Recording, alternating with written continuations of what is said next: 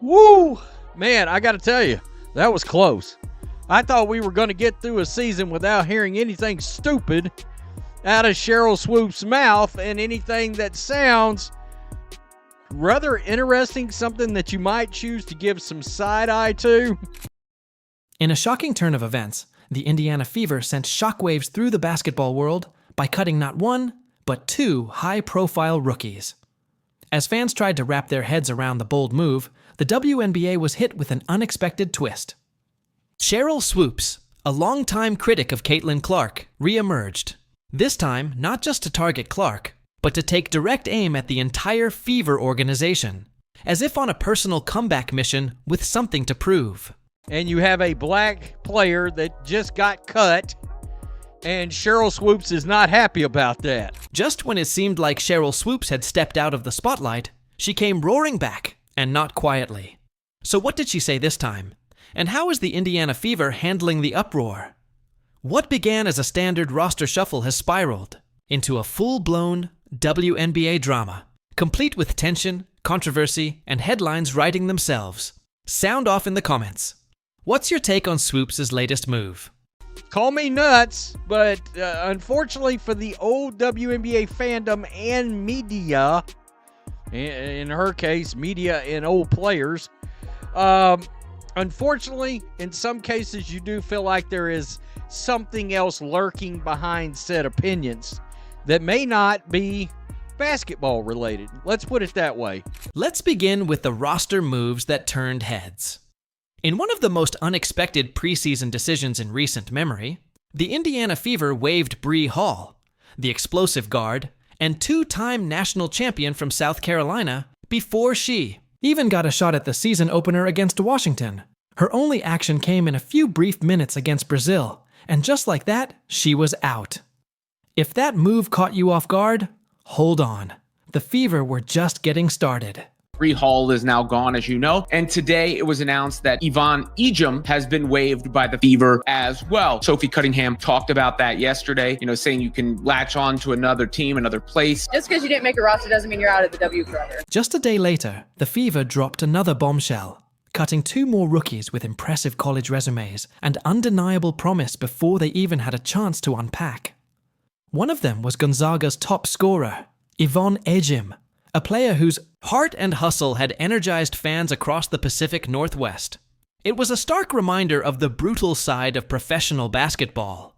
Neither player had the opportunity to find their footing before being let go. In the end, the cold calculations of roster construction often outweigh raw talent, showing once again that timing and fit can matter more than potential. So the Indiana Fever, as expected, have waived Yvonne Ejim. She's just not at the level that the Indiana Fever are hoping her to be at. The Fever announced it directly. Thank you, Yvonne Ejim, who was the all-time leading scorer in Gonzaga history. Naturally, the question is, why these two players? To understand the decision, you need to look at the Fever's salary cap situation. After buying out Katie Lou Samuelson's sizable contract to free up space for veteran signings, the team was already tight on funds. With limited cap room, they could only afford to keep 11 players on the roster, including veterans like Natasha Howard. Players such as DeWanna Bonner, Dana Evans, Nalissa Smith, Christy Wallace, and Kelsey Mitchell all have partially or fully guaranteed contracts, meaning the Fever would still be financially responsible for them even if they were cut. This effectively locked in 10 of the 11 spots. The only contracts that could be removed from the books were those of players still on their original rookie deals: Caitlin Clark, Aaliyah Boston, and Lexi Hull. And let's be real, no one's cutting those three. Man, it's hard, right? We all reached out. I think that they brought really good people in, great people into training camp this year. But just because you didn't make this squad, this is probably one of the harder rosters to make in the W this year. It doesn't mean you're out of the W, and you just got to keep ready, keep playing, keep grinding it out. And if it's hard to make the league. I know Sid and I, we were second rounders. We stuck. Her experience is a little bit different than mine, but just because you didn't make a roster doesn't mean you're out of the W forever. With her ability to run the floor and play elite defense, Michaela Timpson is already being hailed as the steal of the draft, taken 19th overall when many had her pegged as a top 10 pick.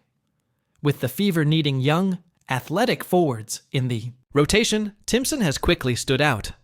However, in reality, all three rookies, including Timpson, who was impressed with flashes of brilliance during training camp and preseason, are battling for just one available roster spot.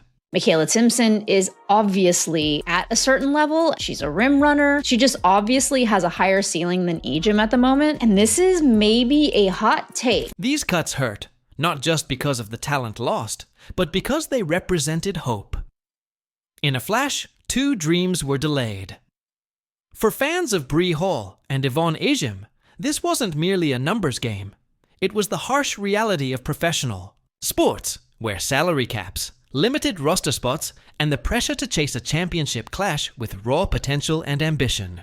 After all, we saw Sheryl Swoopes in rare form, hating on Caitlin Clark all last year.